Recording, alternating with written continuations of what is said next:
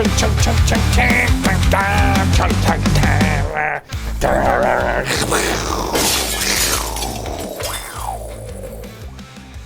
folks, welcome once again to the Shlicketty Cast. You are tuned into episode 62. 62. Wow, we are almost ready for retirement. We're getting there. We're AARP age. Well, I got the cooler. I already got the card. And let's see, speaking of cool, speaking of card, here's my cool card buddy, Mike. Let's see what he's up to. How's that? Here I am. We're squirreling it out today. Yeah, so here we are, episode 62 of the Dudecast. Thanks for joining us again, everybody. Like and subscribe if you haven't. Like and subscribe, share it with your friends, watch it all the way through. Definitely send us some feedback. We love hearing from you guys. Scream at your neighbor. Whatever works. So last time we did sort of an abbreviated cast. We kind of skipped a couple of the things that make it run longer for us. The Wayback machine, which we'll fire up today. We got it warming up in the garage. Yeah, we're due to do 1990 today. Not going to belabor it a whole lot, but we'll cruise through 1990. We're not going to try to be so long in the tooth. But I know some of us like our crooked teeth, but I tell you what we're going to be doing is we got a top 5, bottom 5 at the end. Stick around. Got to stick around for that, folks. So don't go anywhere. I got a little fun one going on. And let's see. Well, last week we bantered, Mike. We bantered. Well, yeah, we always banter. We canter and banter. I mean, we're trying to rein in. We could go yappity for like 3 or 4 hours. We're yappers. I love the prattle. I love the prattle. Yeah, and there's a lot of topics that we could hit on. I mean, there's like a dozen topics we don't even hit on the podcast because we're convinced nobody else would be interested. I know. We can go off. I know. But then there's that fine line or the balance of, well, people like when you're being authentic and being yourself. So our authentic selves are, we're not that interesting, but at least we're, I don't know, it depends. Yeah, I mean, we're just trying to keep it to like, what's going on in our lives sort of thing. Like, we refrain from talking about, guitars, basses, amps, recording stuff. Yeah, well, you can't help it sometimes. That's who we are. I know. Okay, well, I guess that's where pedigree comes from music. But then, if you notice, we never talk politics. We never talk anything that has to do with we might go, oh, it's raining. Like today, it's raining outside. It's raining cats and dogs out there. The sky's jizzing. So what we do, we might say stuff like that. But we're not going to tell you, we're not going to talk about politics. We're not going to talk about, an earthquake in Japan today. You're talking about like topical stuff. Yeah. Because I want to be able to check these episodes out a year from now and not super cringe. When I had the old podcast, that's why when Mike and I started doing this, Mike was like, got any pluses or minuses that you learned from the old podcast? I did an old shitty one and an audio one during the pandemic. Who didn't? And it was fine. It was fine. And it was kind of like theater of the mind, and it was fun. Yeah, you were kind of doing it kind of like a radio show. Yeah, I was making it like a one-man radio show kind of thing, all goofy sound effects and all kinds of things. But my problem was I was doing things that were happening in the news and things were unfolding, pandemic, blah, blah, blah. So now when we got out of the pandemic, I didn't even want to deal with it. Nobody else did. So it's very time-stamped. Yes. And we're trying to do Evergreen, which is you can tune in anytime and it's just fun, talking about this and that. That's the idea, yeah. So if we ever get to a different place, we have a different background, or we're moving around, we're in a different studio or whatever, at least you go, hey, tune into that old episode, and it's not going to be too far off from what we're doing, other than maybe quality might change or, So we're trying to keep it timeless. That's the idea. Yeah. So you got to, not timestamp it. He's right. Yeah, keep it evergreen. What is that term, evergreen? I never heard that term. It's sort of like an evergreen tree. It doesn't lose its leaves. It's always fresh and good to go. Year round. Yeah, year round. Yeah, I guess it is. So it doesn't get stale, it doesn't get old. In that context. Yeah, because like you say, if you do topical stuff, and then you look back on it like a week, a couple of months, a year later, none of this is relevant, no one's thinking, and it's like, oh wow, remember all that, Yeah, and the remember all that isn't always that interesting. I mean, no. And we do a lot of remember that, but it's like older stuff, and we're talking media stuff that anybody can go and pick up and get into. Right. If we talk about a gig or something like that, most of you guys watching the show didn't come to my gig or his gig. So it doesn't matter. It's just all purpose. It's just funny because that's what we know. That's what's at the top of our conversational heads. Yeah. So we're talking about. Yeah. So I feel like we've kind of we've laid that out enough. Yeah. I feel like they get it. All right. Speaking of gig. So speaking of gigs, I should probably shut my phone up. Mm-hmm. So I did one. I was in Ohio last week, the middle of Ohio. Yeah, I ain't bragging, but hotter than the Dickens out there, which I don't even know what that means, but it's hotter than the Dickens. That's the saying. All right. Yeah. So you had texted me and said that the AC went out at the joint, at the venue. Yeah. So it was kind of like a real comedy club where they had the brick wall and they had the seats. Where were we at? What was the city? What was the name of the place?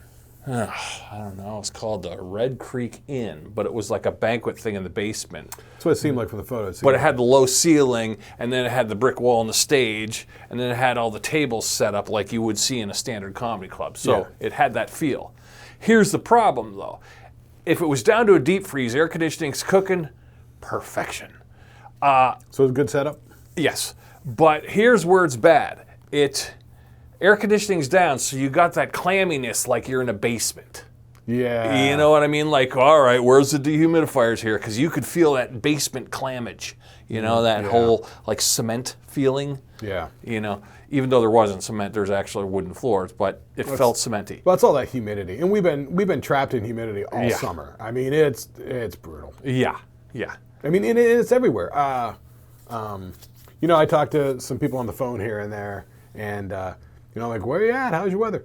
They're like, fucking humid, crazy humid, you know, everywhere. Yeah. So it's like this whole half of the country is just, It is. It's just Clamsburg. It is. Clamsburg, USA. So here I am. I'm in Ohio, speaking of Clamsburg. So couple peeves from the gig. I got some peeves, some entertainment peeves. Well, I don't know if you've ever dealt with this one. Well, here's one. They go, okay, hey, Aaron, why don't you bring the spotlight? So back when Nunnik was gonna do the tariffs, I was like, I'm gonna get myself the spotlight before the tariffs kick in. So I go and buy this big giant fucking theater spotlight, huge motherfucker. So this was the first unveiling. I'm like, all right, I'm gonna use the old spotlight on this gig. Yeah, this room's big enough. I put it on. I gotta say, I was 3/4 of the way back, and this thing was like, I mean, and the person on stage was like, it's a little bright. You might want to open and I tried to open the aperture, and it only goes so big, So it's like, wow, this thing is theater ready. So, I mean, if you ever need a theater spotlight, this is not small bar ready. So, let me ask you a couple of questions about it. Let's make it technical. Is it daylight balanced? What do you mean daylight balance? Light, oh my God. So light has... It felt very LED-ish. It was very white. Although you could change the gel color inside. It had one of those spinning gel things where it's like, oh, switch it to red. Oh, switch it to blue. Okay. Yeah. So, yeah, normal lights that we all grew up with are tungsten filament bulbs. They have a sort of yellowish glow to them. Yes. Daylight outside is like much higher than that. It's a more white light. So when you buy light bulbs these days, they'll have the color temperature on there. It's a K number. Yeah. If you're at 3,000 to in the 3,000s, that's tungsten warm light. 4,000 is like fluorescent lights. 5,000 or above is like daylight. Yeah, and it can look bluish in comparison. But yeah, this made the person that was on stage. Now we were doing it like a sound check, and they were like, I can't see anything. Then they looked pale, washed out. It was white. It was blasted them. So is it LED? Mm-hmm. Because that's the thing with the old lights, like old bulb lights, you can't adjust the power. Yeah. And so that's why in filmmaking they've got scrims and flags and all sorts of things to knock down the light. I think what I'm going to do for this one, I think I got to figure out a way to devise it, but attach some kind of gel over top that's just, even if it's just like a clear gel, just to kind of tone it down, because it was like, so they're like, so the other comics are like, all right, I don't know. So were you able to adjust the power down? No, it's either full blast or not blast. You could only shrink or make the circle bigger. Oh, see, that's your problem. Yeah. You got to have it to be controllable like that. And with LEDs, some LEDs you can run a dimmer, some you can't. Do you still have the manual for it? Yeah. If you got the manual, bring me the manual or send me the name of it. I'll look it up online. And Yeah. I'll see if There's no dimmer. I'll see, but if the LED that's in there is dimmable capable, you can get a dimmer box to I see what plug you're through, saying. and then you know. That would be really nice. Yeah, it's almost like an attenuator for the guitar. Oh, Now, yeah. For an Like a example, power soak. yeah, I've got a light up here that I've got on. Sure. Right up here. I'm pointing to it. Oh, that one. Yeah, Okay. yeah. So I got 3 lights on Aaron. They're small LED lights. They're all cranked all the way up. They're not super terribly bright. This guy is friggin' bright. Yeah. I've actually got him right now on I think 2%. Yeah. If I turn him up, yeah, it's crazy. So I was thinking for spotlights in the future, why couldn't I? This sounds kooky, but why don't I just go get a fucking deer spotter and put it on a stand, like one of these stands, like for small bars? If it has a if it has a 1/4-20 thread on the bottom, Yeah. you can. But it comes down to how you're going to mount it. All right. Okay, so this just in, guys. We're recording this on Wednesday instead of Thursday. We forgot to tell the band next door. And it sounds like the guitar player just showed up and he's starting to strum the guitar. Yeah. So we may have to put the pedal to the metal on this episode and get cranking through this. So And we do can it in 2 parts, maybe, if it comes to it. if it comes to it. Let's see if we can crank through this pretty quick. So you and might hear the band Vices behind us. if the full band kicks up for band practice, There's nothing we can do. we got to about shut it down. It's going wow. It's so loud. So let's try and blow through some stuff pretty quick. So you did the gig. Gig went pretty good overall? Yeah, here's another rant. I got another gig rant. Here we go. So, at the end, they go, hey, let me take your picture. And, people come up to the front of the stage. They want to take your picture. And they want to, all right, just make sure you tag me. Everything's good. So this younger fella comes up and he's like, hey, my table full of girls here. They think you look like you could be my dad. You look just like my dad. And I go, oh yeah, what's your dad look like? And then the girls walk up giggling, hee hee hee. And then I look at the kid, I'm focusing on the kid, I'm like, are they thinking like I could be his dad or I look just like some other person I've never met? And they go, oh no, you look exactly like him when he's old. That's what they say to me. When he's old. And the kid goes, yeah, you look like me when I'm old. When I turn old, I'm gonna look like you. Let's take a picture. And they're all giggling and laughing. They're taking a picture, and I'm like, okay, all right. And then they proceed to go, let's do side views. Profile, side by side. And then they click it and whatever. And then she shows me the side view picture, and the dude's got the same bigger nose like I do. I get it. I get where they're going with it. We both have, a turkey giblet chin. All right, I get it.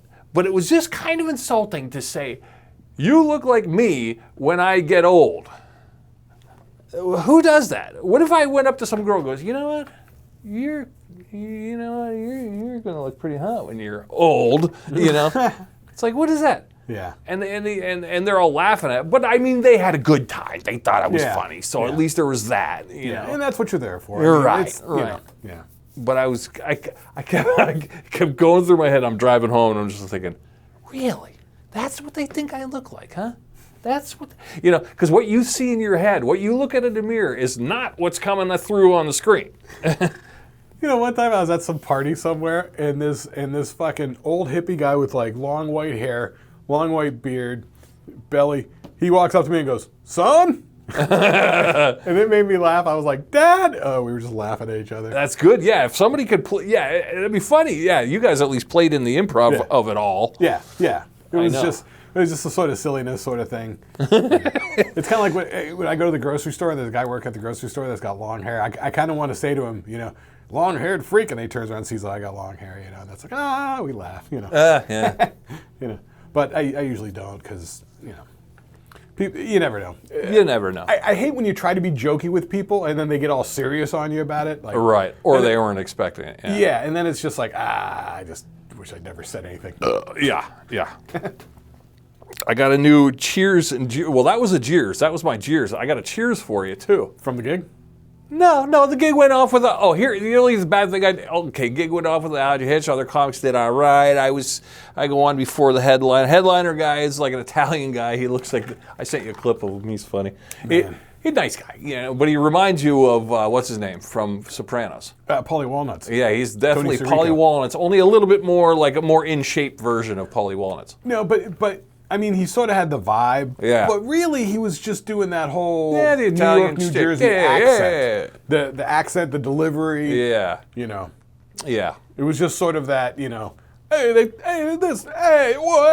And I tell you, with that accent, you can get away with saying a lot, like, he said something like, yeah, my wife, she's got menopause. Yeah, if I was to go, yeah, my wife has menopause, I'd hear crickets, because I don't come across like that. But the Italianos have a way of saying something's mildly offensive and it comes off kind of like weirdly charming. I don't know what that is. I mean, is it because you sort of expect them to say shit like that? Maybe, yeah. Yeah, I don't know. I don't know what that is. Yeah, the jury's out on that one. But yeah. I mean, it's kind of like us just being like average, regular, Yeah, we're just suburban white guys. I feel like you throw out a grenade like that, and then the audience's asshole is going to pucker up tight, and they're going to be like, how bad is this going to be? Is this just some light teasing, or is this guy going to be full-on misogynist asshole? Right. But he won him over, Yeah. But with the Italian guys, it's kind of always the same. It is. Yeah, it is. Yeah. He does it well because you can tell he's been at it for a long time. But there is a sense of yes, the Italian comic is kind of, it's an archetype. And us growing up here in Erie, like, we didn't get, I didn't have a lot of Italian friends. Did you? We did. Did we? Well, not class. I guess we did. I just never really noticed. It's so ubiquitous here that we hardly even notice. Yeah. Like, I mean. Yeah. We just kind of did in my grade, most of my friends that were in my grade are Italian. Yeah, that's true. Like Rome, Staccara. Yeah, everyone. You know what I mean? Yeah, but they weren't the, hey, what's the matter with you? No, but then Grignell's pretty. Yeah. Nobody has the accent because. But their grandparents probably did. That's that New York, New Jersey sort of accent. That is true. Yeah, there's a New York, New Jersey thing going on there. Yeah, Philadelphia probably kind of thing. Which blends into like some weird gone from Jersey, hang out in Florida during this, so it's like a Florida Jersey thing. Oh, there is, the hybrid. Yeah, so we didn't deal with that. But I mean, you think about it in high school. Yeah. Man, like I can list off Italian names of people that I went to high school with, like left and right. Like there were bunches. Yeah, that's true. But it's to the point where you hardly even notice anymore. Yeah, I guess I don't. Yeah, I guess we don't. Unless somebody's sort of really leaning. And then, sometimes you wouldn't even know until you go over to their house for a sleepover, and then Grandma's over, and she's straight off the boat. You know, right. That's how I would go. Oh, I guess they are Italian. Yeah. My brother and I had a friend like that out in Arizona. Like his grandmother spoke Italian, so he'd get on the phone and he's talking Italian, and we're like, "Oh, I don't know. You know how to speak Italian?" He's like, "I don't. I know how to talk to my grandma in Italian," but he's like. Oh, yeah. I couldn't hold a conversation right. Whole different animal. Yeah, he's like, I couldn't hit on a girl in Italian. No. Wow. Different skill set. But it's probably all the same thing with grandma. Did you get enough to eat? Take a jacket with you. They feed you. The Italians like to cook. That's food. Yeah. So anyway. So this gig went all right. Everyone was in good spirits other than we all sweated our ass off. I got dizzy. I did a cardinal mistake in comedy, guys. If any of you are stand-ups out there, I did the wrong thing. I was targeted for 22 minutes. I left at 17. Oh. But I kind of lost myself I was kind of hot and getting a little dizzy, and I was kind of over-emoting. And I was like, whew, I was getting a little woozy there. And then all of a sudden I skipped one bit.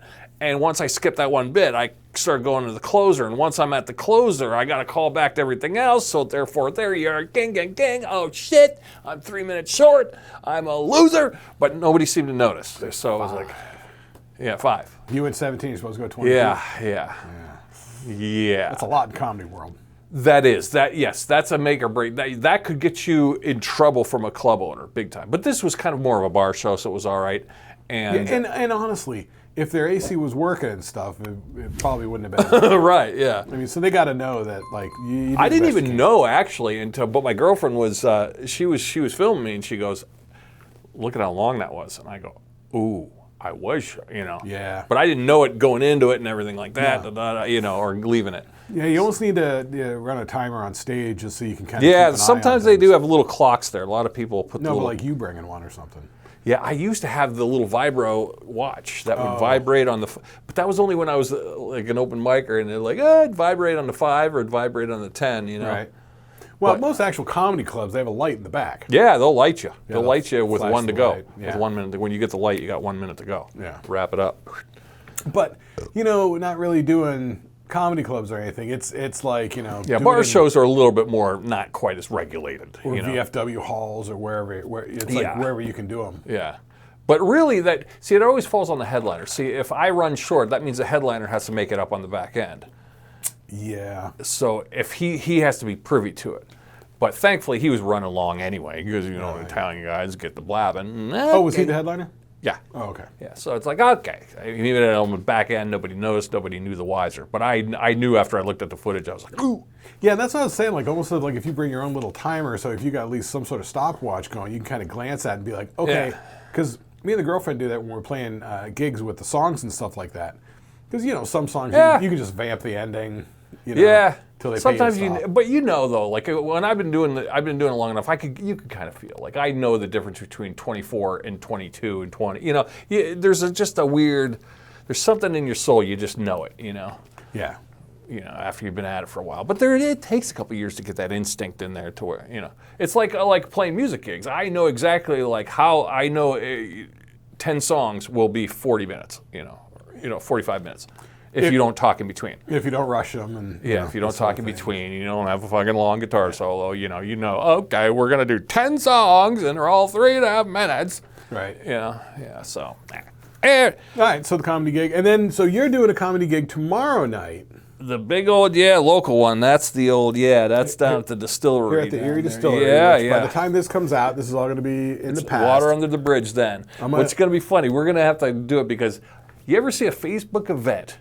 Weirdest phenomenon in the world. Usually you go, okay, look, 42 are going, and we've got 90 that are interested. Right. You know, and Or that's whatever. that's average. Well, this one's kind of teeter-tottery here. The teeter-totter went, bloop. It's 12 going, 250 interested. So you go, oh, this could go either way. I don't even know where we're going with this one. So we'll see the wonders of the old thing, you know. Yeah, and you always say that on the social media stuff, the interested people maybe turns out to be 1/5. I always say 1/5. Yeah, if you got 1/5 is a good ratio of that's what's going to happen. Who might actually walk through the door. Yeah. Yeah. And it is a very small place. Yeah, so 40 people in that place is going to seem packed. And the owner would love it. Oh, yeah, He'd be great with it.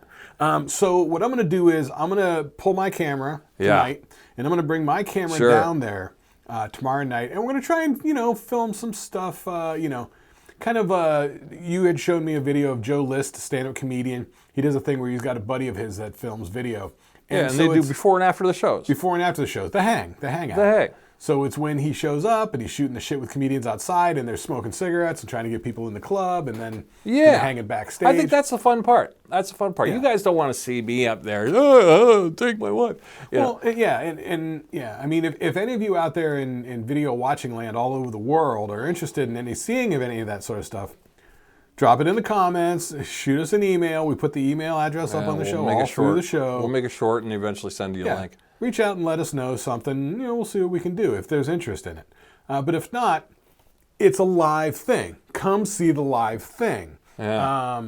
We're not necessarily putting out comedy shows, but like the hang afterwards. The hang, yeah. Or like before and afterwards. And so I'm going to take the camera.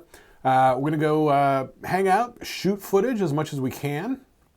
And, we'll see what we get out of it. Yeah. And maybe we'll throw a couple of highlights It could be in. fun, could be annoying, could be nothing, could be zippo doo-doo. But, it could be fun. I know there's people that are always fascinated. Like when I was actually a fledgling stand-up, when I was trying to learn the thing, I couldn't get enough of that stuff because I was like, I could get all the footage in the world, all of crowd work of people doing their gigs, whatever. I didn't know the etiquette before and after. Like, I wanted that juice. Like, I wanted to see what it's like in the green room, you know? Yeah, and I was just listening to Carvey Spade podcast. I think somebody's got a channel. Well, they're at a huge level. Where they're taking a couple of their episodes and cramming them together. Right. And anyway, so the two of them were talking to Dennis Miller. And Dana Carvey was saying how when early on when Dennis Miller started doing comedy, they would do shows together. And Dana wasn't watching Dennis Miller's set. Like, they'd just be hanging backstage, and then he goes and does the thing. Yeah. And then Dana said it wasn't until he actually went out into the back of the room and watched Dennis Miller's set, and then he's like, oh shit, this guy's killing every night. That's why I'm having such a hard time following him. Right. You know, because when you see the hang stuff with the Joe List stuff, there's like 3 or 4 comedians hanging out, and then somebody comes and goes, oh, you're up, and then they get up and they leave. Everybody else just still sits there and just, it's not like they watch them. They just sit and chat, and then they come back, and then the other guy goes. And I've done clubs too sometimes where you can't hear what they're saying, That's what the comic's saying, but you can hear the room laugh. Right. So you go, ooh, they're getting good laughs per minute. Right. And you go, oh shit, they're getting good laughs per minute. Or you can tell like, ooh, they're bombarooing out there. You can hear crickets. Yeah, but the place tomorrow night is so small that oh yeah, there's no green room vibe. This is going to be outside. Yeah, and so it's like a small storefront in a strip mall with a glass wall. And the stage is right inside of it. And so I think the green room is going to be outside in the parking lot. Yeah, it's going to be the smoking area. Yeah. And so anyway, so we'll take the camera, we'll film some stuff. It'll be fun. Yeah. If we get like some fun little tidbits, maybe we'll throw them into the edit. You know. I know. I'm waiting for this guitar to get loud. But he's pulling back. He's tuning. Well, it sounds like an acoustic guitar. No, he's just on clean channel. Oh well. Well, let's not beat the hornet's nest. Yeah. We're not gonna. We gotta try and blow through some stuff. So I got some new news. This is just a little bit, nothing major. So I got a new iPad. Oh yeah. I live with my iPad. I have for a long time. Yeah. My second iPad was an iPad Air 2. I've had it for like 10 years. Righto. It got to the point where the new operating system is like iOS 17 or 18 now. Mine wouldn't go past 15. So Netflix stopped working for me. Can't play titles. It'll load Netflix. You go to play a title, gives you an error. It won't play anything. And some of the Disney stuff was like I was just watching stuff, and then now it won't load. So I'm like, all right, we're at the end of the road, the Apple planned obsolescence, right? So I always said, if I'm going to get myself another iPad, I'm going to get a cellular version. And on my cell phone plan, I had a couple of dummy lines that were just hanging out doing nothing. Huh? So I spent the money, Amazon Prime Day deal. There you go. I needed it because shit was getting obsolete. Really couldn't afford it, but I bit the bullet. I pulled a little out of savings. I figured, that's what it's there for. I keep it for a rainy day, you know. So it wasn't too bad. It was like $450-ish. You know what I mean? Well, that's not too not terrible. That's not hurty. One paycheck hurty. Exactly. They go $1,000 on these iPads and stuff like that, like with the pros and stuff like that. But anyway, so I got it a couple of days ago. Messing around with it, setting it up. Called into T-Mobile to get the cellular thing activated, right? So it was because we had to turn it from a voice line into a data line. The system had to update and stuff. So we had to allow some time for that to happen. I'm like, no worries. Hit me up the next day. Next day being Tuesday, me and the girlfriend like to go out and get something to eat after work on Tuesdays. Like, you know, we go out to eat a couple of times on Tuesday. All of a sudden, it's a thing. On Tuesdays, we go out to eat. You know? Yeah, Tuesdays, date night. Which, yeah, I mean, cool. I sort of if you can afford it, it's cool. Yeah, I mean, yeah, it's, I don't know that we can afford it, but it's fun. So, you know, you gotta have some fun sometimes, because I'm working all the fucking time.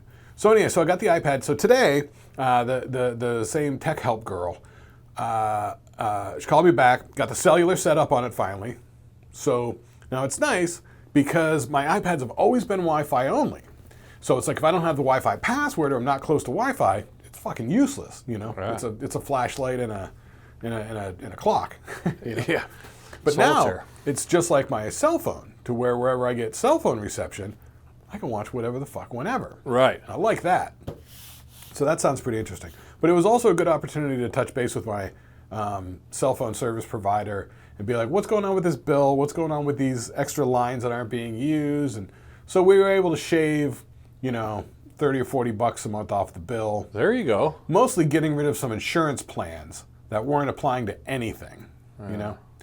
So that was good. But so I'm sort of digging the new iPad, and so I got it hasn't come in yet, but I got a little stylus with it. I have a stylus on my Kindle. It sounds good on paper. You don't use it as much as you think you would. Well, so I started messing around looking at some of the apps and stuff like that. Okay. And so I'm downloading the Netflix, the Disney, my beloved HBO, which is now HBO Max. And so then I started thinking, well, what about like a drawing thing? You know what I mean? Like, you're a super good, talented fucking artist. You know what you're doing, all that sort of stuff. Me, I'm like dumb, simplistic, like, you know, cartoony, simply sort of stuff. But I sort of enjoy drawing, and, you know, the more you do it, the better at it you get. I guess on a pad, okay, you download a couple apps or programs, see what happens. Even if you got to pay for it, give me a $12 cool app, you know. Well, if there's one good. So I don't know what's good, so I just downloaded a bunch of free ones, see what's up. And then I started thinking, what about script writing? We talk about script writing and stuff. We do. For a while, for script writing, Adobe used to have a script writing software called Adobe Story. And then they got rid of that, and you had to download everything that you wrote in it, so you have a copy of it. Yeah. I don't really have anything script writing-wise. There's a couple things that I've used, but, you know, nothing that's really grabbed me. Right. So I downloaded 5 or 6 of those, try those out, and then I'm in productivity mode, right? And then I go, what about Logic, which is the Apple recording software that I use? I find Apple for iPad, or Logic for iPad. I'm like, okay, let's get this. You know what I mean? Haven't cracked it open yet. Yeah, but you're adding all these apps, which are huge, but you're putting too much. You're already filling up your fucking... It's got 128 gigs of memory. Yeah, but you're going to have to... I've used like 30 gigs. All right, but you don't want to build a ship in a bottle there and get reliant on this shit. Well, the thing is, I mainly, 99% of the time, I use the iPad and always have just for streaming, just for watching stuff. Yeah, true. YouTube and the streamer stuff. So I can definitely afford some space to try some of these programs out, see if I like them. Yeah, when you download like 4 drawing programs, try them all. One of them's going to work. Get rid of the other 3. Exactly. Yeah. Same thing with the script writing ones. Right. And there were a couple interesting like Adobe like mobile version things. Like there's one called Adobe Rush, which I believe is a video editing software that they developed in the past 3 years for doing it on cell phones and tablets. Oh yeah, that's probably for little influencer people making their little dance videos. Yeah, throw exactly. It to TikTok. So you know, so I got the new iPad, so that's sort of fun. Just got the case for it the other day. The pencil's coming in next Monday, I think, something like that. Slow boat from China. I didn't get the Apple one because it's like, you know, prohibitively expensive, like $60. Yeah. I just got a generic one for like $10. But you know, on Amazon, you read the reviews, and everybody's like, "It works great, works great, works great." Yeah, the Kindle one. I have the Kindle Scribe, which you can hit a button and then half your page will be a blank sheet of paper, and then you can make it a whole sheet of paper, and then you could then I could sit there and draw, and then shrink it, you know. Right. And then you could. The only problem with this is you could kind of zoom in on it, but you only get like 5 ratios of zoom, you know, and zoom out. Because sometimes you go, I want to make this. You say you want to make a moon bigger, you know. You zoom in and make some texture, and then zoom back out, and there's your texture. You know what I mean? I've always been sort of fascinated with like the graphics tablets. Yeah. But the graphics tablets is like you're drawing here, but you're looking at the screen over here. Then they have some of these graphics tablets, these higher end ones, where it's like the screen, you're actually drawing on the screen. Yeah. You know, but they're I would almost prefer that. Yeah, they all do. The actual artists, I mean. Yeah. But, you know, they're kind of price prohibitive if you're just a dawdler like me. I know. I'd love one, though. I know. I daydream about that. I know. I just thought about, like, wouldn't that be cool to, like, draw a comic book on there, you know? Well, there is sort of and cheaper... already have the frames all made up. Like, there's your frame, you know, and it's... Yeah. You know, all the shit that we would be taking a ruler out and, you know, and making a marker rule, you know, all that done in 2 seconds, you know. Yeah. Yeah. Oh, yeah, and I also downloaded some storyboarding apps. There we go. I like storyboarding. Storyboarding's fun. Storyboarding's great because it's like comic book light. Yeah. But it's great for me as a filmmaker because when I storyboard shit, I'm visualizing the shot. Yeah. And then that's what I go shoot. So if you compare my shots to my storyboards, they're pretty on point. They're on point. Look at you. Because I storyboard, Sam. Well, and I also do shot list, One of the things I downloaded, we actually used in film school, was called Lighting Designer, where it gives you an overhead, and so you can be like camera, actor, light, and so. Oh yeah. So it's like a stage plot. Yep.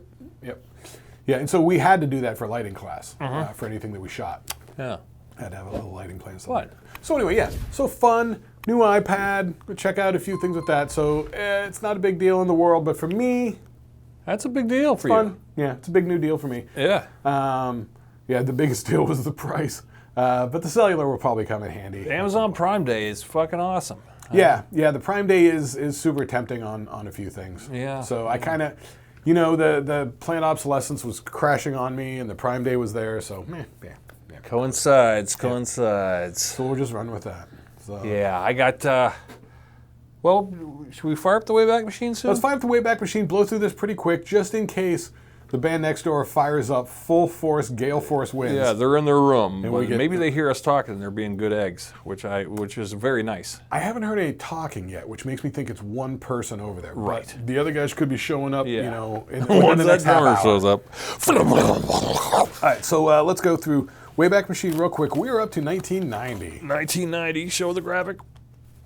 Okay. All right. Oh. I'm just going to blow through real quick the albums. Well, let's give a feel what's going on here. Okay, 1990, what do we got? Let's see, Nelson Mandela got released. He did not die in prison. Yes. Germany, East and West Germany reunified after 4 decades. So East and West Germany became Germany. They tore down the wall. Down the wall. It may have just been Berlin. Because remember, Germany was divided, but also Berlin was divided. Yeah, which was kind of weird, but cool. Yeah. Okay. No, not cool. Manuel Noriega, remember that character? He was the old, he was the big bad, the Panamanian dictator. He surrendered to U.S. forces. Let's see, what else we got? This was one that kind of tied into our world a little bit, because I think 1990, was it 91? Is that where we're going? Iraq invades Kuwait. I feel like that was like 91. Yeah, Operation Desert Shield. Kicks off. It was in full force in 92. Persian Gulf War. Now, we had a friend, John. Remember me and you dropped John off at the airport. What a weird feeling, dropping your buddy off at the airport. Well, he sort of signed up for it voluntarily. He was already in reserves, though. Well, he had joined the Army, but then sort of bogged out on it. He really wasn't doing anything, so he was on the first call list, and he had nothing going on, so he was like, meh. Let's go have an adventure. And so. Yeah, and he was it was funny because he was like, got stoner guy with a black trench coat and whatever, kind of skinny. When we dropped him off, he was that. When he came back, he was like, it was like a whole. It wasn't like Marines, but. No, but I mean, it was like a noticeable, like, whoa, Jesus Christ, they fed him potatoes. Yeah, he said he had been a truck driver over there. Yeah. So him and his partner, truck driver, were just driving trucks and stuff like that. So probably ostensibly loading and unloading trucks as well.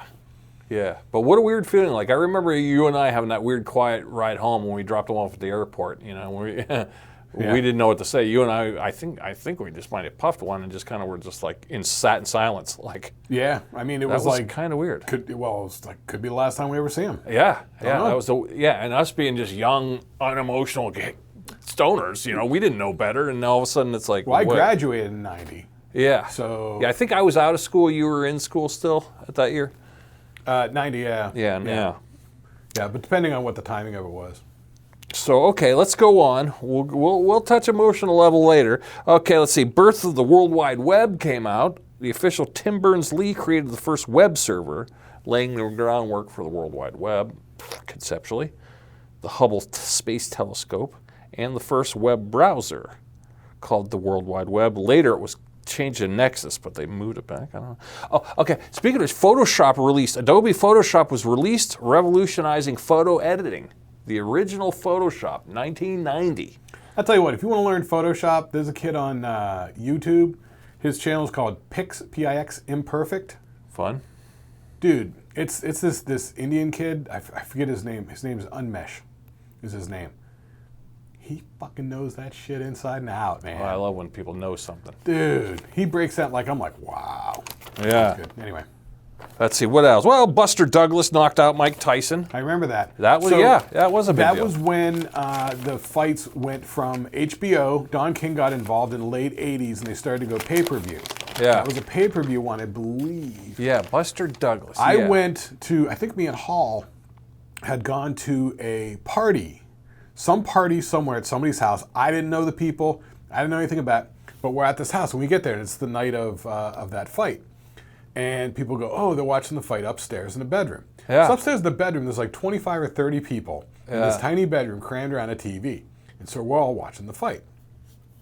And, you know, you expect a Tyson fight to be like 1, 2 rounds, maybe 3. Yeah, yeah. In those days, he was a killer, so it's going to be quick. It went like all 8 or something like that. It came out a decision, you know what I mean?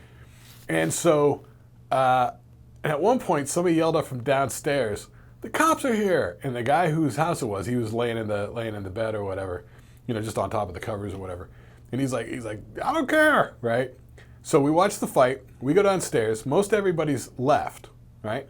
So we're like, all right, whatever. And so we called it a night. So me and Hall came home. I dropped him off. I went home, whatever. I get home. My dad's gone. And that's not like my parents. And so I go upstairs to my mom's room. I'm like, what the hell's Dad? And she goes, the police called and said they raided a house party and that everybody scattered and left all the cars in the street. And so your dad went to, you know, retrieve the car or claim the car or something. I'm like, what? I'm like, we were at a house party and somebody did say the cops come, but we were upstairs watching the Tyson fight and I don't know what happened. Wow. I'm like, the fight ended, we went downstairs, everybody's gone, so I came home, here I am. So your dad showed up there thinking he's going to retrieve the car, but there was no car to be retrieved. I guess. I don't know how he's going to do it himself anyway. I don't know if they were just like, you need to claim this car or we're going to tow it. I don't know. I don't know what the deal was. It was so weird. Yeah, I bet he was hoping to just catch you drunk at a party drive, you know. Oh, he'd see me drunk plenty of times. Yeah. But yeah, then he came home like later and he told me the thing and I'm like, and I told him what I told you. I'm like, yeah, we were at a house party. We were upstairs watching the fight. Somebody said the cops were there. We didn't care. And the guy who owned the house was like, fuck him, we're watching the fight, you know. Wow. That was an interesting night. I definitely remember that night. That was a That's weird a good night. story for that scene. Yeah, for that particular night, for that fight. Yeah. So the only other thing, we'll talk about products in a little bit here. Super Nintendo Entertainment System came out. Huh. Oh, wait, was released in Japan, but later worldwide. Yeah. And the Sega Genesis, 16-bit. Okay, let's get into what you got. Right. What do you got there, Mike? We're going to blow through the music really quick. Because we're doing the music. What's happening here is metal had gotten mainstreamed pretty good by this point. Yeah, it's actually getting homogenized. Now, here's where you and I are like, every band's got a video and a ballad with a hot chick on a car hood. This is where the metal bands doing ballads became a thing. What people call hair metal is not 80s metal. No. It's the last, 2 years of 80s metal going into the first couple of years of the 90s. Yeah. And you'll see it here in the list because, so this is just a top U.S. Billboard 200 albums for year-end 1990. So there is sort of some metal shit going on. A lot of rap stuff going on. Yeah, metal and rap popping. came up together. But there's a shit ton of what they used to call album-oriented rock or adult rock, which at the time was VH1. That's what VH1 was. Yeah, that was all the boomers in their cars. Right.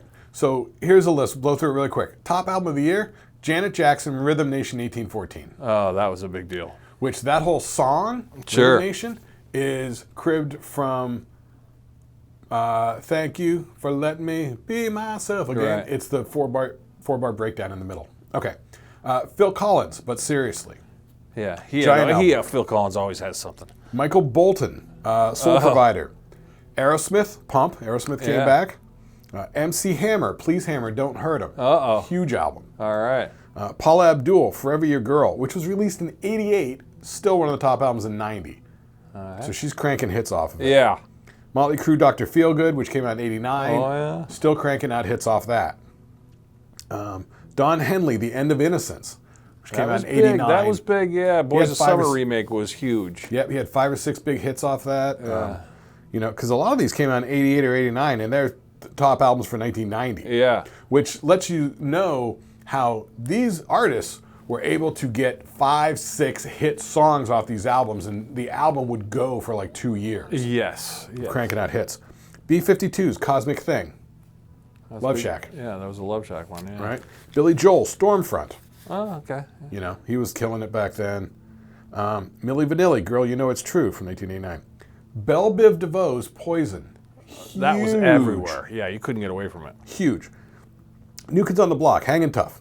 Yeah. Linda Ronstadt, Cry Like a Rainstorm, Howl Like the Wind. Wilson Phillips. Huge. Oh, yeah. Hold On, all that.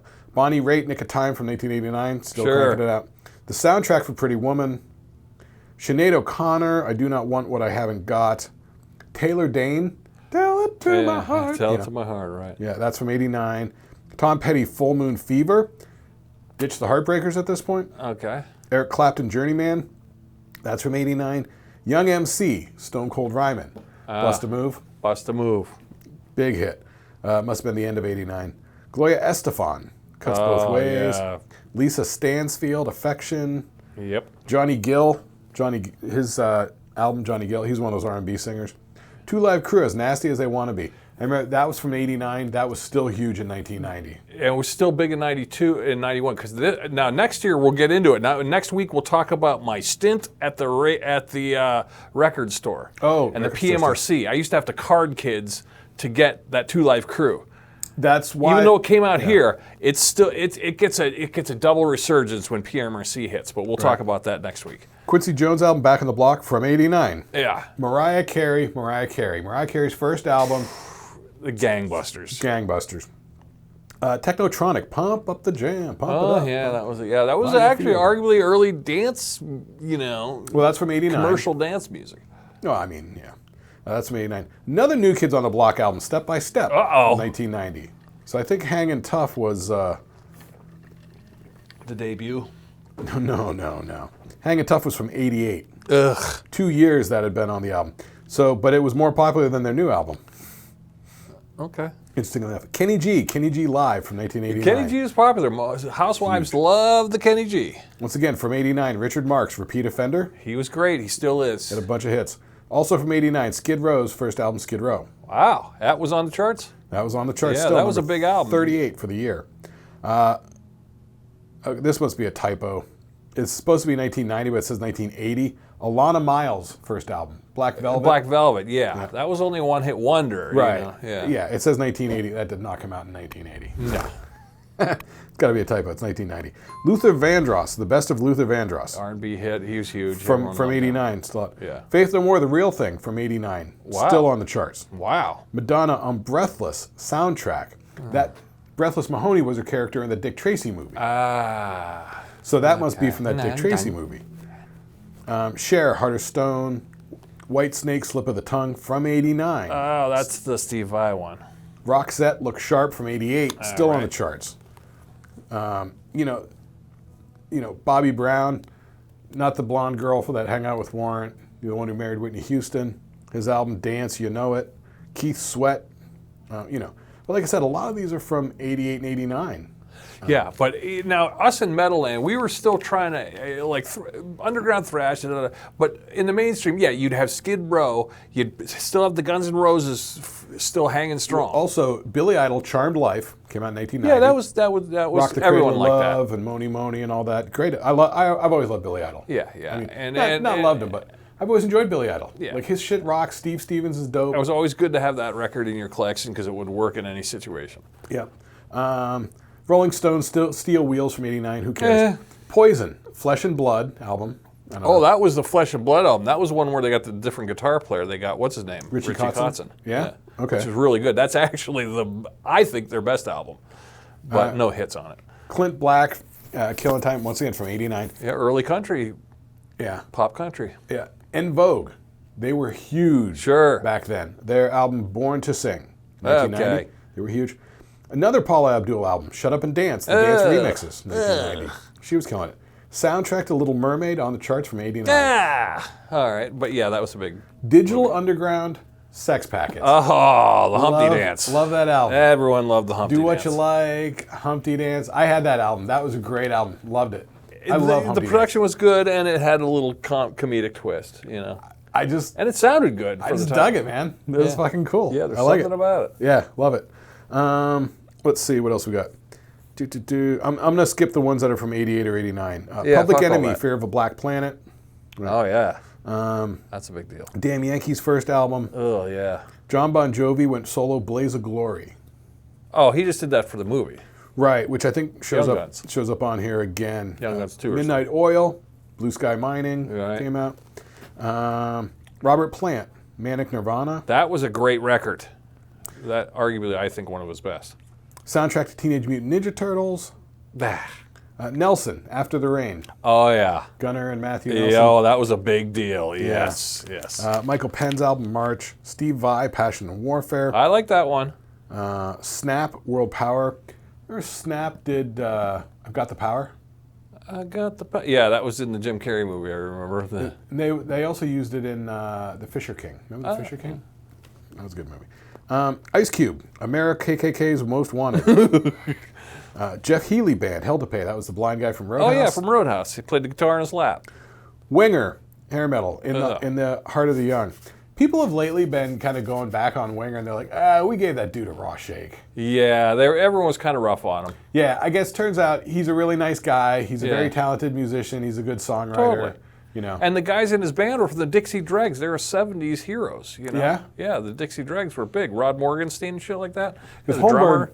Holmberg talked to Kip Winger. I heard on the radio a few months ago, Holmberg out in KUPD in Phoenix, and you know, he was like, you kind of got a raw deal. He's like, yeah, I kind of did. And kind of, you know, kind of the way Nickelback gets slagged on a lot. Yeah. Which, I mean, like everybody always says Nickelback, it's like a coin toss. It's either like sort of a rockin' tune that's not bad, or it's like a stripper tune. Yeah, well, so, I think they're good. Chicks on the Pole. And let's see if there's anything else interesting that came out in 1990. Bruce Hornsby. In the Range? Yeah. Or just Bruce Hornsby. Soundtrack to Ghost. Okay. All right. George Michael, Listen Without Prejudice, Volume 1. All right. We're done. And there's another New Kids on the Block album, which was from 89, Merry, Merry Christmas. So whatever. Anyway, that's the music. So you can see there that metal stuff wasn't really going over too big. Just the glossy glam stuff, the big money stuff, the stuff that like Atlantic Records pushes a Skid Row, and then like RCA pushes, you know, say da-da-da, you know. So every label probably pushed their big money hairband act and pushed their big R&B act and then pushed their, you know, so every faction of a label had their big guy in there that shows up in the charts. Yeah. I'll blow through some TV real quick. Okay. All right. So once again, it is what it is. We're in the realm of sitcoms. This actually hasn't changed too much from last time we did. All right. Cheers. 60 Minutes. Sure. Roseanne. Different World. Cosby Show. Murphy Brown. Empty Nest. America's Funniest Home Videos. These were all on it last time. Crap. Monday Night Football, always. Golden Girls, Designing Women, Murder, She Wrote, America's Funniest People, Full House, Family Matters, Unsolved Mysteries. These are all ones that have been on here before. Matlock, Coach, Who's the Boss? Those are the ABC ones. Oh, yeah. ABC Pip. Coach is all right. Yeah, Coach was entertaining. And then, like I said, Who's the Boss? Sunday Night Movie, In the Heat of the Night. Major Dad, that was a new one with Gerald McCraney. He was one of the... was it Major Dad? Wasn't that Dabney Coleman? Mm-mm. No? Okay. No, it was Gerald McCraney, who was Simon and Simon. Right. Yeah. And he actually married Delta Burke. Oh, yeah. Yeah. Okay, probably had the same agent. Yeah. L.A. Law, Doogie Howser, Grand, whatever that is. Head of the Class, another ABC one, which we talked about before. Growing Pains, ABC. Baby Talk, ABC. Davis Rules, ABC. Wonder Years, ABC. ABC's making a strong play at this point. They kind of are. They're pushing it. What's NBC up to? Well, NBC is killing it with, Cheers, Different World, Cosby Show, Empty Nest, Golden Girls, Unsolved Mysteries, Matlock, In the Heat of the Night, That's kind LA of solid. Yeah, and so they start solidifying that Thursday night lineup. Yeah, it sounds like the one from last year. It is, yeah. Virtually all these shows, other than a couple of them, like maybe Coach. No real risks. And like Baby Talk and Davis Rules are sort of new. But NBC's killing it with the sitcoms, solidifying that Thursday night lineup around Cosby and Cheers, banging it out. And ABC's starting to develop their Friday night lineup, which is the Family Matters, what is it, with the Alan Thicke, Yeah. What is that? I just said it. Growing Pains. Growing Pains. Yeah, all that sort of stuff. But anyway, so that's TV. Nothing really much has changed there. Sitcoms are grasping things. You know, they got the... Do we got Fox on main TV yet? Not yet. No, yet. no Hasn't Fox. really hit, yeah. No Fox on this list yet. Okay, so that's 1991. Okay, Not bad. Not so yeah, bad. blowing through that pretty quick. Now we're on the movies. You want to hit the movies up? Real quick, let's do the movies. All right, what do you think is the number one movie of 1990? Oh boy, it's a... I wonder if I wrote anything down. I don't think I wrote anything down. I would have to say... Oh boy, yeah, I don't have anything on here. No. I don't know. 1990, Jesus Christ. We already did Ghostbusters, right? Take off Busters. Ghosts? Like actual, like, Demi Moore ghosts? Okay. That's the number one movie. All right. Yeah, that was, I guess. And arguably parodied quite a bit. Well, later. Yeah. Yeah. But, I mean, you don't get parodied unless you're ubiquitous. That's true. Unless you're huge. Number two movie, Pretty Woman. Oh, wow. I thought that would have been earlier. No, that's 1990. All right. That makes sense. The old hooker with a heart of gold story, which Yeah, I know. complete I know. fake. Let's not forget that she's a hooker. she's a hooker. Yeah. It's all made And up. he is a John. Yeah, it's all ridiculousness. Yeah, what a premise. That's problematic nowadays. Number three, top grossing movie, Okay. Home Alone. Oh, cool. Okay. Yeah. Number four, Teenage Mutant Ninja Turtles. Yeah, I was picturing that when you said the soundtrack was hitting it. Yeah, exactly. Yeah, because you could see from the music one, these soundtracks are Yeah. killing it. You know, they're running away with it. And this was live action from the comic book, all the nerds. Yeah, they had the foam rubber suits. I believe Corey Feldman was voicing one of them. Oh, really? Yeah. Yeah, nerd. He always foam. talks about it, yeah. Hunt for Red October, number 5. Oh, okay, that was a big deal. Yeah.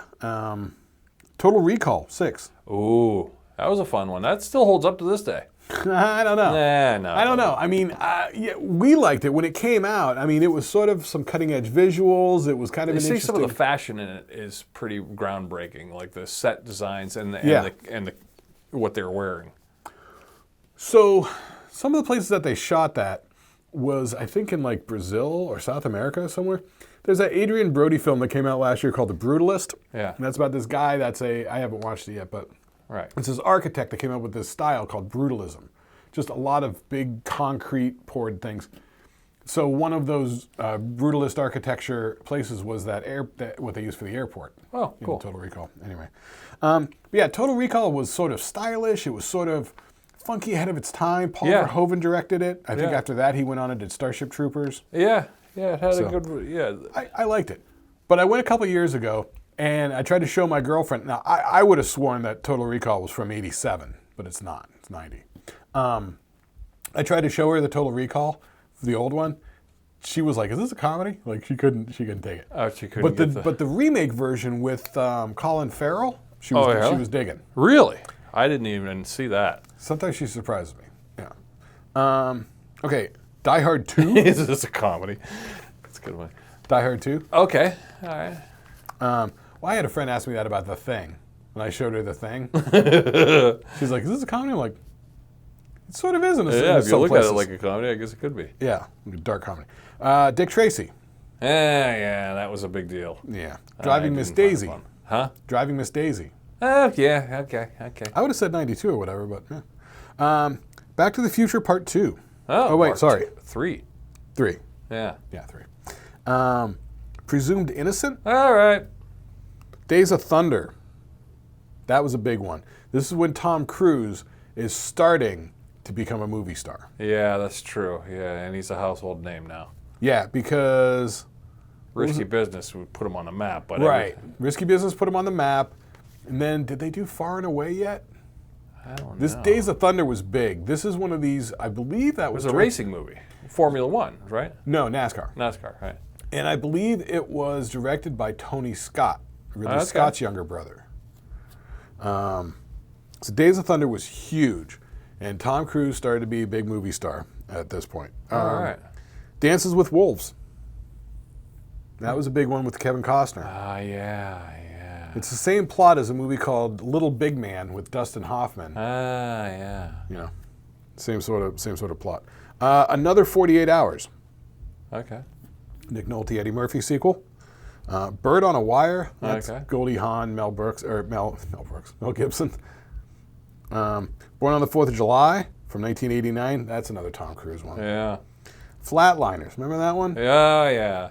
Yeah, it's kind of a good concept, but boy, Yeah. you couldn't have done it more boringly. Yeah, it was. They did a remake a couple years It was ago. not memorable. No, like it was a good concept. The production design Yeah. was interesting, but God, it was dull. Dull. Yeah, it was flatlined. Exactly. 3 Men and a Little Lady, sequel to 3 Men and a Baby. God. Mm-hmm. Painful. Problem Child. Well. John Gilbert Ritter. was in there. John Ritter and Gilbert Gottfried. I'm telling you, watch Real Men. Yeah. John Ritter and Jim Belushi. It's fucking silly, the two of them together. Arachnophobia. Oh yeah, that one got everyone talked about that one. Once again, the production Spider. design on that one. That was John Goodman was in that, wasn't he? John Goodman was in that, and Bill Pullman. All right. And let's see, Kindergarten Cop. Oh, that was Arnold again? It's not a tumor. Yeah. Yeah, Kindergarten Cop. Hard to Kill. All right. Steven Seagal. All right. Keep going. RoboCop 2. All right. Ooh, Misery. Oh, off the Stephen King book. Yeah, as far as Stephen King... This is how we met Kathy Bates. Yeah. Yeah, to this day, she's... I remember King. me and my brother went and saw good. that in the theater. I had read the book, and he hadn't. And I think we got really high. Man, when it gets ratcheted up with the tension, he was like... He's like breathing heavy and like starting to sweat. It was intense. And what's his name is a good actor, too. The James Caan? Yeah. Yeah. Yeah, Caan. James Caan was real good in that one. Yeah, as far as the Stephen King movies, that one was fairly close to the book in the adaptation. I feel like the one that was the closest was Pet Sematary. Yeah. Pet Sematary was pretty much just like the book, as I remember. Also came out in 1990. Edward Scissorhands. Oh, yeah, Donnie Depp. Okay. Right. Also came out Godfather Part 3. I've never seen it. I can't say that I have either. Didn't care much. Young Guns 2. That was the Bon Jovi soundtrack. The Bon Jovi thing with the Blaze of Glory. Because they really wanted Dead or Alive, but it's on a steel horse he rides, so it didn't make any sense. Right, so then he writes it, and it was a reason to put all them as Wyatt Earp and Doc Holliday in them, Whatever. We don't... Westerns. Yeah, schmesterns. Westerns. Schmesterns. Look Who's Talking 2. Okay. Kirstie Alley, John Travolta, again. They had Bruce Willis doing the voice of the baby. Now they had a daughter. Roseanne Barr voiced it. Of course. Remember that one? Yeah. Marked for Death. Jean-Claude Van Damme, maybe? Steven Seagal? I don't know. One of the action movies. Gremlins 2, The New Batch. Oh, there we go. Joe Dante. Once again, I like the production design on those ones. It looked like a movie. It felt like a movie. Yeah. Like a heightened sense of reality. And it kind of was aware of itself. It was kind of silly, but high production silly, which is fun. It was, but the pop culture had sort of like snake eating its own tail sort of thing. So they were definitely leaning into making the Gremlins more goofy and cuddly and looking for marketing opportunities for action figures. Let's see, Rocky 5. 5? Jeez, Rocky who would he fight 5. in this one? Boy, I don't remember. Himself? I don't. So Rocky 3 was Mr. T. Right. Rocky 4 was Ivan Drago. All right. Was Rocky 5? I don't recall. Yeah, I don't know. Or did Apollo Creed die? I feel like he had to train somebody? definitely. Oh, wasn't that the whole thing about the Russian guy and let's see here. Movie details. Make it snappy. I just wanted to see if it just told us what the hell it was about. Yeah, I just want to know who the nemesis was. I don't remember. I don't know if I even saw it. So Tango and Cash in War of the Roses were still bringing in, but those are from '89. Joe versus the Volcano. That's a Tom Hanks one. Yeah. Postcards from the Edge, which is Meryl Streep doing the Carrie Fisher biography. Okay. Goodfellas. There we go. 1990. At the time, it was not huge. No, that Number had 36. residual. Yeah, I don't think that didn't get its flowers until we started getting the VCR Blockbuster days and VCR rentals and DVD rentals. HBO. Well, When that it came too. on HBO, that's when people saw it. Yeah. That's what happened back then. Because the advertising was not always the best. Yeah. Movies came out like, there were bunches of movies that came out I didn't even know existed. Like Yeah. Aliens, Terminator. I just Yeah, you plop might on see a HBO. poster where you'd walk by a poster or something. If you're going to the theaters, Yeah. which we didn't go to the movies a lot back then. Not really. Because I remember, We'd see the big poster or the displays like in front of the movie theater though, in the Yeah. mall. We'd walk by and go, "Oh, that looks cool." yeah, Hey, look but who's there was talking a lot too. of Yeah. Teenage Mutant Ninja Turtles and Home Alones. But Darkman, Okay. Mermaids, Air America, Ugh. Pacific Heights. Remember that one? Michael Keaton was a bad guy. No. It's like Matthew Modine and Of course. God, Melanie Griffin move into a fancy San Francisco Victorian house. Michael Keaton is renting the downstairs, and he's like a psycho trying to drive him out. Okay. Pacific Heights, man. Michael Keaton is a bad guy. He is dark. I mean, Comedic dark, or are we talking serious dark? serious dark. This is his first non-comedic sort of role. Okay. I mean, he did like Clean and Sober, but you know. Yeah. But anyway, yeah. Rescuers Down Under, Internal Affairs with Richard Gere, Predator 2, Okay. Memphis Belle about the airplane in World War II, All right. Cadillac Man with Danny DeVito, Child's Play 2, Okay. House Party, ooh, Jacob's Ladder. Oh yeah. Once again, I would have swore that came out in '87, but nope, Yeah. 1990. That was a trippy movie. Yeah. Ernest Goes to Jail, Exorcist 3. Ernest Oh, goes- this one. I love this movie. My Blue Heaven. I don't know what it is. Steve Martin is a mafia guy who goes into witness relocation program to put him in the middle of nowhere. Rick Moranis is his FBI handler. Okay. All right. I like it so far. So Steve Martin starts setting up some small crime stuff going on. He's like trying to help the baseball team, but they need money for uniforms, so he gets a scam going with like scam donation jars to get uniforms for the kids. Sure. Carol Kane's in it. Like it's got a couple of classic scenes that if you watch it, it's got the gag where Rick Moranis tries to get out of the car, but he's got the seatbelt on. So he gets out of the car and takes 2 steps and it pulls him back in. Right. Yeah, anyway, I love My Blue Heaven. I like young Rick Moranis too. He was totally underrated. Oh yeah, totally. Let's see. I mean, you know, movies like Ghost Dad, The Rookie, right. Quigley Down Under, The First Power with Lou Diamond Phillips, The Freshman. That was Matthew Broderick, Bruno Kirby, and Marlon Brando. Bad. Jungle Book, Adventures of Ford Fairlane. It's Andrew Dice Clay's movie. That was because Dice is killing it. Yep. Stella Taking Care of Business. Jetsons the movie. I mean, DuckTales the movie. Oh, Jetsons and the DuckTales. Ooh. Yeah, Tremors. Tremors Mo was Better- kind of a big deal, though. I remember seeing the ad for that. That was kind of like, all right. It was kind of scary because the concept of the worm, you know. Yeah, and that really took off on HBO, and they've made like, what, 8 sequels? It's Yeah. nuts. Mo Better Blues with Denzel Washington. Oh, Men at Work, Emilio Estevez and Charlie Sheen were the garbage men. oh. I saw that in the theater. It was kind of goofy, dumb. Let's see. Avalon, I Love You to Death, Bonfire of the Vanities, Death Warrant, All right. Quick Change, Spaced Invaders, Okay. Wild at Heart. Remember that one, the David Lynch one? With Nicolas Cage as Sailor and Laura Dern as Lula. No, I definitely haven't seen it. It's a nutty David Lynch movie. And let's see, that's... About it? yeah, I mean, just minor movies. Nothing All really right. worth mentioning too much. I mean, Well, if you're... 1990, not bad for movies, though. Once again, and music-wise, diverse, all kinds of different flavors. Who knows what's going to happen? And all those wouldn't be bad rentals. You know, the ones No. we listed off, you know, I'm not going to say they're painful. It's from 1990. Miramax wanted to cook the thief, his wife, and her lover. Yeah, not bad. I mean, if you were stuck watching it, it's not a death sentence. No, I mean, that's kind of a dark one. Yeah. Yeah. But Helen Mirren's all naked all through it, so that's pretty hot. So I got products. You want to do products real quick before we wrap? Yeah, I'm just looking to see if there's anything else worth mentioning down here in the list. Anything? No, I mean, you know.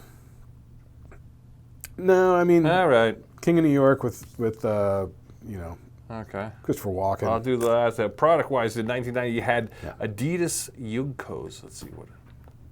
Apple extended keyboard. Oh, here, the clear soda, the Crystal Pepsi explosion was happening. The clear sodas. Oh, is that when all the crystals? Because okay, so they must have had the caffeine-free Pepsi. Right. Because that was a joke in Back to the Future. Give me a Pepsi free. You want a Pepsi? You got to pay for it. Nobody gets that joke now.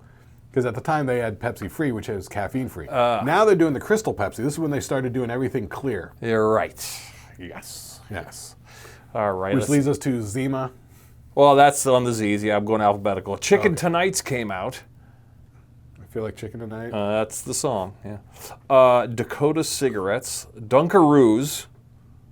Those Dunkin' Donuts? No, Dunkaroos were those little graham crackers you dunked in frosting, and they had a kangaroo. That's right. Yeah, those are pretty good. Marshmallow Alphabets. That sounds good. Actually, no, the marshmallow for the alphabets. Yeah, the marshmallow versions of alphabets. Because alphabets were kind of boring. They were. Actually, I think I used those to teach Philip how to read. That's right. Because the vowels were the marshmallows. Yeah. And I figured it was the easiest way, because if you're trying to teach a kid to read, and you go, these are the vowels, and they're different from the other letters. Why? What makes them different? Well, they're marshmallow. Not a bad idea. It's really easy to grasp the concept. Wow. The George Foreman grill was a big deal. Dude. That was everywhere. He made so much money off that. I mean, his family's sitting good on it because of that. Yeah. I don't think the wrestling or the boxing did shit for him. I think it's that.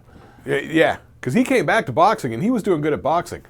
But I almost feel like the grill is what fattened him his putting wallet. his name on those grills, oof, Yeah. I don't have numbers, but oof. What was PB Max? PB Max. Was that when they mixed the grape and the peanut butter together? No. That sounds familiar. I was thinking Goofy Goober. You know, the goober. Right? But PB Max, peanut butter Max. Is it a candy bar? I don't know. It was two X's. Oh, you're right. It might be a candy bar. PB Max, yeah, candy bar. Discontinued candy bar, produced by Mars. Peanut butter filling on top of a whole grain cookie, all enrobed in milk chocolate and topped with crunchy cookie pieces. Okay. All right. Yeah.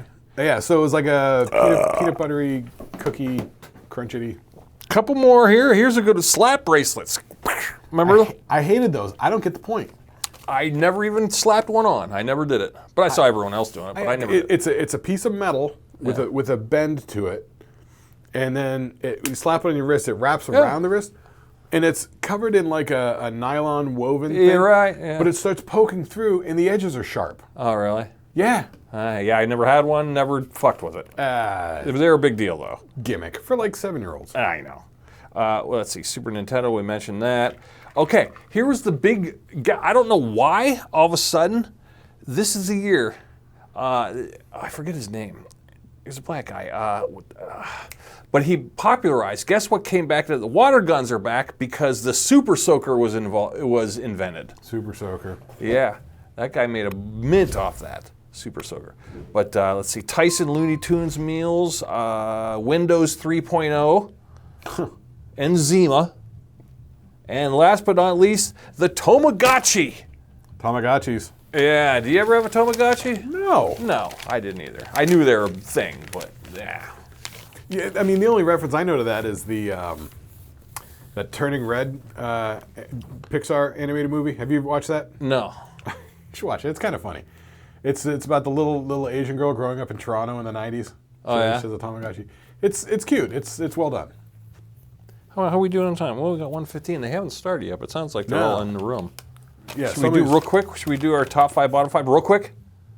Yeah, I mean... Let's do it. We got time. If they haven't started, if they're all right with it. No, and we're doing pretty good on time. We blew through the... All right, we're going to blow through this. All right, how about this for a top 5, bottom 5? All right. Kind of threw it together. Hit me with your best shot. All right. Fun sports to watch when you have no interest in sports. I remember you and I doing this. There was a day where we decided to sit down and try and watch a baseball game on TV. Well, you were at your house, I was at my house. It's funny that made honorable mention. I put it on number 6 because I didn't think it made the list because I like baseball because it's relaxing. You like it now. Right, and that's because of the invention of the pitch clock. They sped up the game. The pacing of the game goes quicker now. They have a pitch clock. Back then, no pitch clock. No pitch clock. And too many commercials and like yawn, and then timeouts and all this shit. It's commercial breaks every 6 or 7 minutes. Yeah. And it would be the guy standing on the mound, looking at him, scratching his nuts, and then they go to commercial break. They come back, still same stuff. Yeah, and just hearsay from the two commentators. It was insufferable. Yeah, insufferable. Yeah, but once they got now I'll say in person, the baseball game's great. Sure, because it's the vibe. You're there. You're right. But I'm going, the idea of this list is fun. I don't know how much fun a baseball game is. It's kind of relaxing. So you got top 5, bottom 5. Okay, want to go bottom or top? Well, let's go top that are fun to watch, and then we'll go bottoms that are not fun to watch. All right. I always said I'd rather play baseball than watch baseball. Sure. Yeah. And a lot of these are like that with sports. But we're assuming you want to have fun, you want to watch something fun, but you have no interest in sports. All right, check this one. I think it's better than normal volleyball. Number 5. Number 5? I'm going beach volleyball because you got the sand. You got the girls. But even if it was male, it doesn't matter if it's male or female. I would say female because, yay. But the sand fun. holds everything up. Yeah, it was fun. Variable. It was impressive. I think the reason it was hot, either it got hot and then they put it in the Olympics, or they put it in the Olympics and then it got hot. One of the two. Yeah, it's pretty fun. It's fun to watch, and you don't got a lot of squeaking on gym floors, Right, and it's like 2-on-2. Right. It's not like 5-on-5 or 6-on-6, whatever it is. Yeah, the 2-on-2 is a good ratio. Yeah. Okay, now and it was impressive because they're covering a lot of ground. Sure. They're running and shit, and the sand, and they're kicking up the sand. And the ball's not going to go crazy, yeah. So, and I like the sand. I like the sand factor because the indoor version with the squeaky gym floor is just not quite as fun to me. No. I don't like the squeaking sneakers. No. Okay, WNBA. I say arguably better than the NBA basketball. Women's. WNBA started way back then? Well, not way back then. Sorry. Just in general. We're not doing the time machine anymore. I thought we're still in 1990. Yeah. But I find a WNBA game way better than an NBA game. Because the men's, they're almost like superheroes. It's too fast, Yeah. It goes great. I like I like the college version level too. There's a little bit more room for mistakes. But the women's basketball is pretty fun to watch. Kreischer and Segura were just talking about this on one of they put out so many fucking podcasts. Yeah. I don't even know when it was from. It was a recent one. But they were talking about that Caitlin Clark, who just came out and went pro last year? They were saying, I have not watched any. But Kreischer was saying that he found himself watching a WNBA game kind of because of like the fights and stuff. Yeah, they have little rivalries. You could tell they're hockey check each other. And Well, it's getting out of control. They're beating up on this Caitlin Clark. But they were saying that she is so much better than everybody else. She is good. But she has somebody on her team, Sophie Cunningham, who I guess is stunningly hot. But she's also a complete badass. Because she grew up doing like jujitsu and shit like that. Yeah, they're old. So when it's almost getting to be like hockey, where somebody comes in and cheap shots Caitlin Clark, that Sophie Cunningham she's just taking people down. So if it's going to be like that, I may tune in. It is fun. Yeah, I say WNBA is better than NBA. And even if you don't go NBA, go college. I say college level, it's better too. But I like the women's version. I figured out when I was watching college basketball, because my daughter was cheerleading in college, and the women's games were way better than the men's games. Yeah. There's just a matter of flim-flamminess to it that I liked. Yeah, I never liked the men's basketball because it's like dribble, dribble, shoot, score. Dribble, dribble, shoot, score. That's boring. Yeah, these 118 points a game. It's like, ugh, whatever. Okay, let's go number 3 because we got to pick up speed here because I don't know if they're going to start. Yeah, somebody's doing some playback. Yeah. Okay, NHL hockey.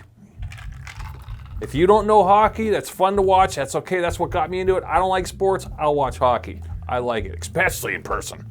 In-person hockey is fun. My brother and I used to go a lot when I was out in Arizona fixing video games. I had one of my supervisors had a sports memorabilia business. He had season tickets. Yeah. So he wasn't going all the time. He's like, want tickets? Man, we were going all the time. It's fun. Super fun. It's a fun game. It's a fun game. You don't need to know how to play hockey. You just got to go, they're going that way and they're going that way. Don't worry about it. It's pretty good on TV too, especially if the teams are like good and they're functioning on all cylinders. Like you get into like playoff hockey and even the Stanley Cup this year. Yeah, it's a good time. All right, number 2, NASCAR. Really? Well, generally, to the average person, I'm not going to say I'm a huge NASCAR or Formula One fan. I'm not a huge fan. I don't like the race. But if you're not into it, that's okay. You can watch it and you go, all right, I like the blue car. I like Spam. I'll vote for the Spam car. Let's root for Spam car. Yeah, and I guess then, it's see how he almost like does. horse racing. Like pick one you like, root for him. The mellow yellow car crashes. Runs and you're like, itself, we're yeah, out and it's of it. fairly quick. It's not a commitment. But it always seems like it's like 200 or 500 laps. Really, only the last 5 laps matter. That's it. That's true. That's true. Although I guess it is a bit of a strategy thing. Here's my number 1 top one. I think I like this one the most. This was one I remember watching quite a bit and not knowing. Freestyle snowboarding. Yeah. Snowboarding or anything with the snowboard in the snow. I like snow stuff. Skiing, but the freestyle snow, like I was going to say skateboarding, that's fine. The half piping stuff. Yeah, but I like the freestyle snowboarding. I think there's more variables. It's faster. It's easier to focus on. I suppose. I liked it. I was a big fan of that. So okay. Me personally, my number 1, sumo wrestling. You said the sumo. I've never really watched it, so I can't contest to it. I really enjoyed. Honestly, I've never watched it. I only made fun of you for doing it, but I never did. So I really enjoyed watching the sumo wrestling back when ESPN used to have it. yeah, I have honorable mentions. I like a good game of bowling. Bowling, you don't have to know bowling. Yeah. Yeah. I never really understood the score. I never really got the scoring. I still don't get the scoring. Kind of. I still don't. Even I sort of get it, but But it's fun to do. it's kind of boring to watch, though. Yeah. Well, here goes the bottom list. Now, and also, too, here's what didn't make the list. Almost did, but I didn't put it on there. Rugby is pretty amazing, but it's rarely on. I don't ever see rugby on TV, but rugby, those fucking dudes don't fuck around. I got into rugby in high school. I think it was before I had the cable TV in my room. I just had the antennas. And I used to go to sleep watching ABC News overnight. So they were just doing like news all overnight. But then somebody started having the, maybe it was when I got the cable. There was Australian rules rugby on all the time. The difference between Australian rules and regular rugby is, at the end of a play, if somebody gets, rugby is sort of like American football. If they get tackled, then they got to start again and have a scrum where they put the ball down on the ground, they hike it, and then they start trying to push, right? The Australian rules, you don't need to stop the action. You just need to touch the ball to the ground and then go, so you can keep the game moving. It is fast. And they're throwing it, hitting each other. Australian rules rugby is rugby dudes pretty fun to watch. Are fucking hardcore. Yeah. That's like soccer and football in one. That's like, it is. That hits all the marks. Yeah. That's and also I left off this list for obvious reasons. WWF is not real wrestling. That's not a sport. Arguably, maybe you'll say it's a sport. I did the. Do we want to watch wrestling? Would you consider wrestling? I was the audio recordist on a wrestling show that I did for over a year. Yeah. That shit was 100% real. Sure. Those guys. Now, yeah. Dude, they are going up on the turnbuckles, on the thing, down onto the floor of the Nile Theater, which is like carpet like that over concrete. True. They're dropping people from that shit. It is nuts. They did the thing where they were supposed to hit somebody with a chair, and they come back after the match, and the one guy says to the other guy, sorry, man, I went for the stunt chair, grabbed the wrong chair, hit him with a straight-on steel fucking chair. One time, dude got cut. He's bleeding all over the place. It was like, that shit was no joke. Those guys are athletes, and they're performers. Now, who's going to win and stuff, it's sort of scripted. It's sort of like a soap opera where they're building on stuff. But the actual performance when they're doing it... That you have to be in peak physical shape. Yeah. I mean, I can't tell you how many times I'm there watching the cameras, listening to the people, and I'm like, holy shit, someone's gonna get fucking hurt. Yeah. Like, I was so nervous, but nobody else was. All right, bottom list. Let's go to the bottom. Top 5 bottom. Terrible to watch. Terrible to watch, I think. All right, I got 2 that I'm thinking off the top of my head that have to be. Well, I don't know if you consider it a sport. I have this for number 5. Poker stinks. Oh yeah, man. There was a time where poker with Texas Hold'em was on TV all the time. Yeah, it's shit to watch. And then their dumb commentary, and because they're trying to liven it up, so they try to heel each other out and try to, Rob Eiler from the Sopranos got into the poker stuff, and he talks about it. He says it's not really so much about the poker game. You're playing the person. Yeah. And you're trying to figure out, when they're lying, when they're not, and that sort of stuff. And I guess if you look at it like that, maybe it's sort of interesting, but it's like competitive eating. I don't really care that much. Yeah. Dumb. Okay, that's number 5. Okay, number 4. I think just because I'm kind of opposed to it, I don't like the idea. Horse racing. Yeah, at least it's over quick. It is quick, I will say. Yeah, the Kentucky Derby lasted about 3 seconds. I remember we watched it that one year. Yeah. Huh? Yeah. It was like a whole big thing. Oh, Kentucky Derby. It was like, once around the track, 3 minutes. Call it good. Yeah. All right, number 3. And I'm not a big fan of anything the 100-yard dash, the 100 swimming thing, the blah, blah, blah, because it's a race, a standard race. All right, I get it. But now swimming's a little better than the actual race around the track.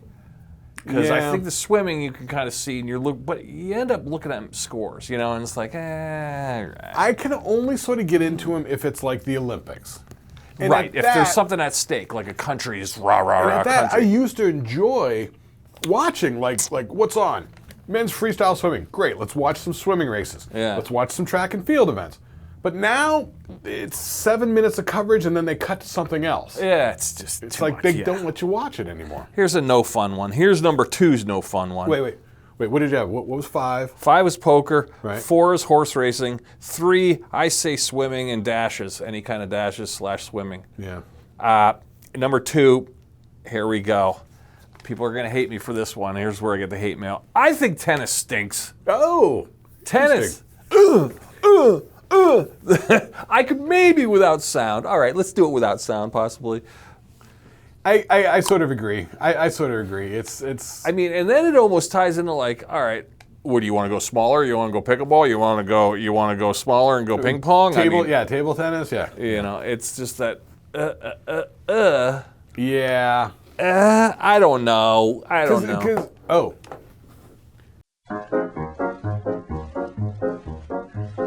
So Aaron's we record on his cell phone and it got full. It got full. So we'll put an edit in here. We're back. Everything's fine. So you probably missed number 2. I said tennis stinks. Everyone hates me for it. Whatever. Write your hate mail below. And number 1, I think the worst one to watch. Gotta say it, guys. This is where I'm gonna get more hate mail. Golf. Yeah. Snoozeville. Although I used to watch golf just to take a nap or fall asleep. There's times Sunday afternoon, turn on golf, mute the sound. Because they used to do it like approaching the green. It's got the 6 iron. Yeah. It's all for the money. It's very It's so low. Yeah, they don't do that anymore these days. But yeah, golf stinks. I find the golfing very boring. Rome was over the other day. He said he loves watching golf on TV. Now Rome loves golf. Yeah. So I get it. If you're I into guess it. If you're a golf head, I could see it. But I would say I would rather, if you're just going to watch golf, why don't you just play it on Madden or play it on your computer, your game unit. Yeah. That seems fun, but I can't watch somebody else do something boring. That's like watching somebody paint a wall. Because me and the girlfriend do the Nintendo Wii, which is fun. I don't like the golf on there, but you know what I do, which is almost exactly the same thing and much more fun? Frisbee golf. Yeah, frisbee golf. Which I would totally go out and do frisbee golf. Yeah, that's a whole big thing. It's catching on. It is. Yeah, guys at work do it, and they're hardcore. Oh, do they? Yeah. Yeah, I'm not hardcore. There's a whole club around here. They do it. But I would. It seems sort of fun. I'm no great shakes at it, but it's sort of fun. It's the whole thing. Me and the girlfriend used to try and get some exercise, just throw a frisbee around. You get a lot of exercise in shagging that frisbee from a bad throw. Walking over there, picking it up, or whatever. I was going to say golf is a bad one to watch. What was the other classic bad one to watch? That's like boring to watch. Yeah, I mean poker. You kind of billiards can be all right. That's what billiards. Billiards, yeah, it depends on who's playing and what's going on. I mean, if they're just playing like straight 9-ball, it's like, oh boy, for money. Yeah. It's and those guys are usually so good that of course they're going to make every shot. Boom, boom, boom, and they clean the table and boom. Okay. Right, and it's almost like you're waiting for the fuck up. You're waiting for them to miss a shot, and then right. That's kind of that's like watching NASCAR. That's where why you're I don't for a like crash. regular basketball. because they make it every time. That's Those what I'm guys are saying. too good. That's why I like the women's. Run, shoot, score. The Run, women run, are shoot, almost score. to the point where there's a little bit of flim flam in there that you go, all right, there's a little bit of variable flim flam there that leaves it up to the gods. Yeah. I agree. Yeah, well, that's pretty fun. List. All right, something different. All right, Top 5, bottom 5. That's all right, good. we're out of here. We got a nice, good, chunky little episode here. You're going to do the little edit, so we'll squeeze it back together. Yeah, we're about 90 minutes on this one, so shaving. Yeah, right. And thanks for tuning in, guys. Numbers are looking good. We got to thank you guys for that. Thank you so much. Yeah. Share with your friends. Like it. Subscribe. Be a doo-doo head. Be a doo-doo head. If you haven't subscribed, subscribe. Watch comment down below. I like comments down below. I'm trying to get people interacting, and it's not working, but we have a few that do, but come on. Yeah, send us a message. Drop us a line. Hit up the comments on YouTube, because those stay there forever, and they're fun. Or email us. Or write us. I have an idea, too. I would love somebody to write us an email and like, I have a question, and then tell me like a Dear Abby kind of thing, and we'll give you a Dear Abby story. How about... that'd be dope. Yeah. Dear Shlicketty do. Like tell us a problem, ask us for advice, whatever it is. How about it? Yeah, almost like Dear Abby, but we'll do Dear Shlicketty. And then have people write us letters going, I have a Shlicketty do problem. Yeah. Or like on Holmberg's show out in Phoenix, they used to do a segment called "What Would Brady Do?" Right, there we go. So that's an idea. So let's see if anyone catches on. So people be like, my wife's sister came on to me. What would Brady do? You know, and it would be like, well. There we go. That sounds like a new bit. We got to figure something out here. Okay, let's get our heads together. Yeah, so, but write us, the email address pops up on the screen all the time. Pop it up here, whatever, But, okay, there's an episode. Next up, episode 63. Yeah. See you next time.